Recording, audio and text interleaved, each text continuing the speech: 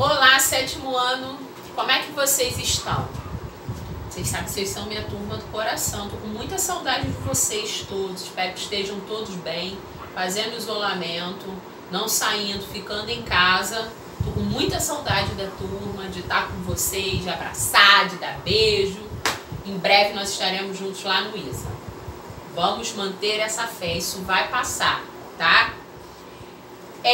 Vamos retomar, né, os estados nacionais, como eu falei no nosso último vídeo. Eu expliquei para vocês o que era mercantilismo e falei que iria conversar com vocês nos próximos vídeos sobre as monarquias europeias, como foram que surgiram os estados nacionais de cada uma.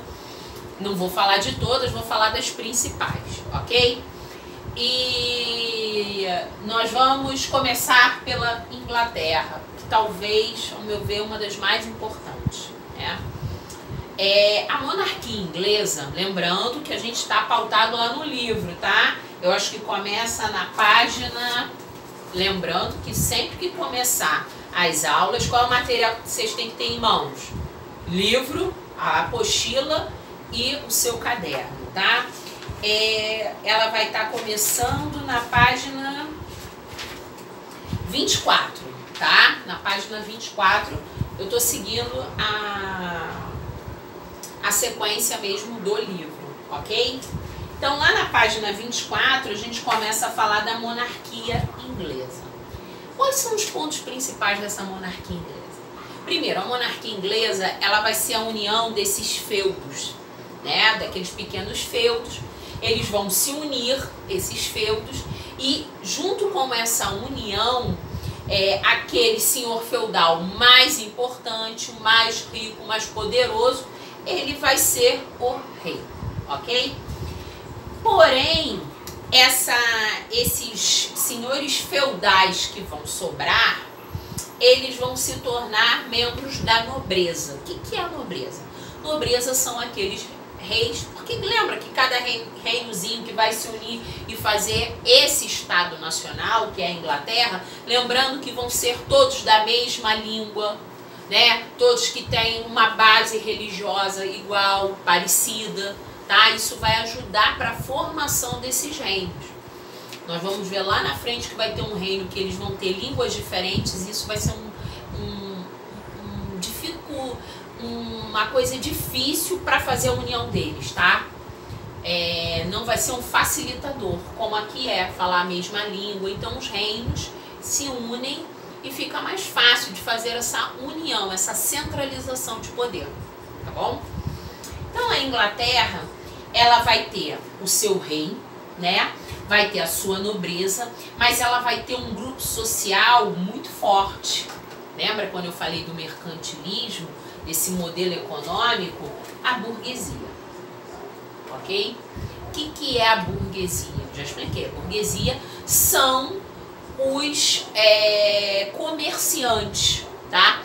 Eles fazem parte da nobreza? Não. Muitas vezes não. Alguns nobres eram comerciantes, sim. Porém, a burguesia, esses comerciantes, na Inglaterra, ela vai ser um grupo muito forte, tá? Eu quero que vocês ponham isso na sua cabeça.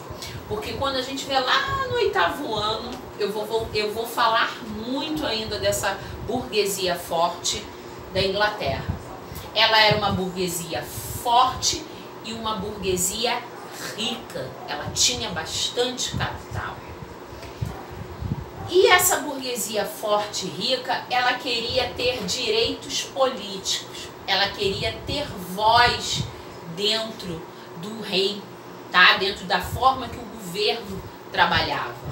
Ela queria que seus interesses fossem também atendidos pelo rei, tá?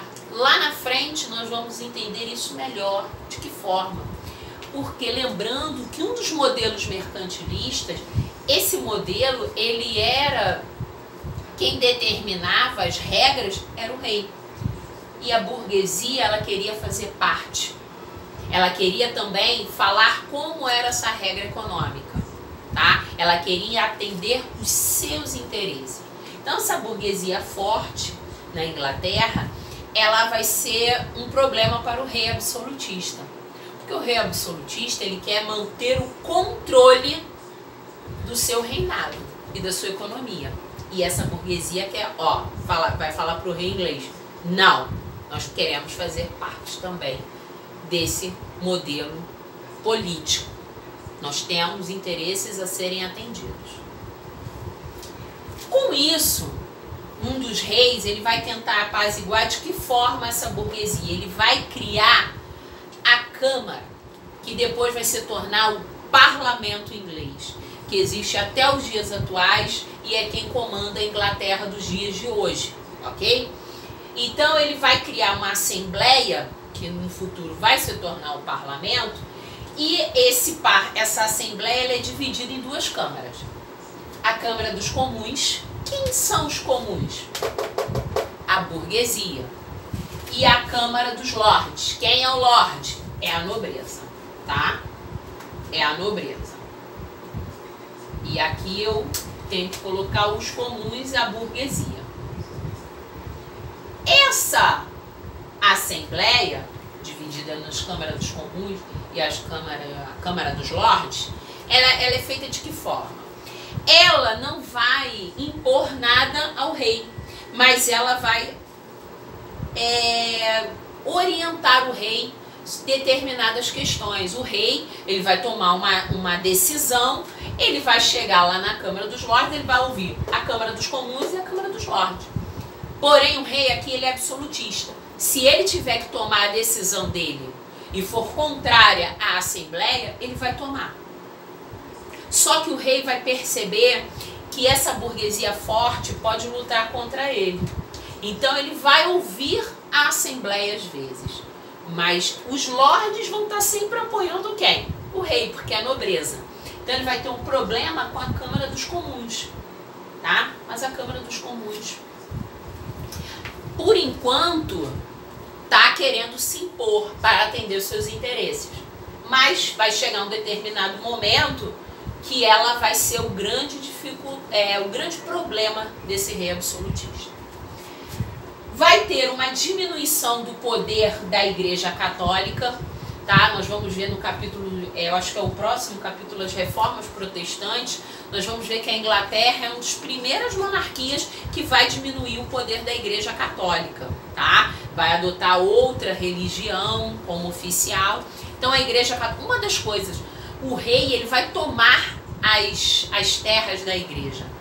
E naquela época, quem tinha poder é quem tinha terras. A igreja sem terras, ela vai diminuir o seu poder. Então há uma diminuição do poder da Igreja Católica dentro da monarquia inglesa.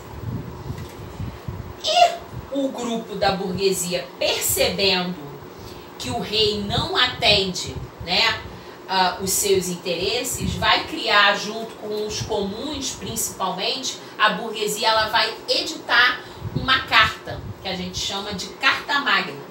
É um documento que limita o poder dos reis.